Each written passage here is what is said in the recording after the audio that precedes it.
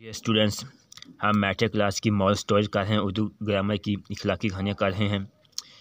आज की हमारी स्टोरी है लालच बुरी बला है। तो स्टार्ट करते हैं। एक दफ़ा का जिक्र है, किसी गांव में 3 दोस्त रहते थे। जिन 3 दोस्त आपस में उनकी गहरी दोस्ती थी, वो इकट्ठे रहते थे। वो कहीं भी आना जाना वो इकट्ठे आ जाया करते थे। उन्होंने बेरोज़गारी के हाथों तंग आकर नज़दीकी शहर में जाने का सोचा, ताकि वो वहाँ कोई छोटा मोटा कारोबार करें। जिन वो बेरोज़गार थे, उनके पास कोई इनकम सोर्स नहीं था, उनका हाथ तंग था। उन्होंने सोचा शहर चलते हैं, कोई कारोबार करते हैं, या फिर कहीं मुलाजिम हो जाएंगे, या कहीं नौकरी कर लेंगे।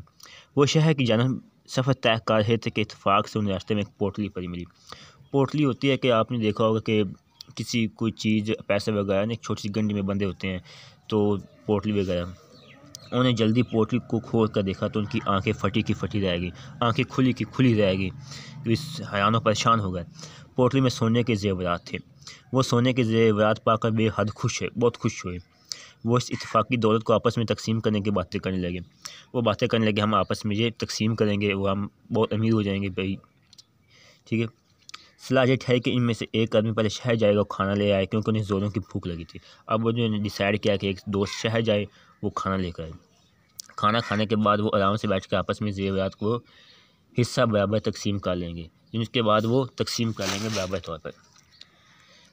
तीनों में से एक दोस्त खाना लाने के लिए शहर की तरफ रवाना हो गया। उसके जाने के बाद बाकी दोनों दोस्तों की नीयत ख़राब हो गई। उन्हें नीयत ख़राब हो, क्योंकि हम इस दोस्त को फड़का देते हैं, हम आपस में आधा बांट लेंगे। उन्हें बड़ा मशवरा कि अगर हम अपने इस साथी को कत्ल कर दें तो उसका हिस्सा भी हमें मिल जाएगा, वो इस तरह हमारे साथ ज़्यादा दौड़ लगेगी। उधर वो साथी जो खाना लेने शहर गया था, रास्ते में सोचने लगा, अगर मेरे दोनों साथी किसी तरह मर जाएं तो सारे का सारा सोना मेरे हिस्से में आ जाएगा।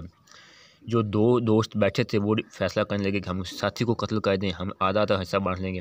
जो शहर खाना लेने गया था, उसने सोचा क्योंकि मैं दोनों को हलाक कर दूँ, कत्ल कर दूँ या रास्ते से हटा दूँ, तो सारी की सारी दौलत में आ गई। यानी सबकी नीयत ख़राब होगी, सबके ज़हन में लालच मन फूट पड़ा और मैं अमीर हो जाऊँगा। चनाचा उसने खाना खरीदा, उसमें जहर मिला दिया। यूँ ही वो अपने साथियों के पास पहुँचा तो उसके दोनों साथी इस पर पल पड़े और गला घूंट कर उसे हलाक कर दिया। फिर बेफिक्र होकर खाना खाने बैठ गए और खूब सैर होकर खाना खाया।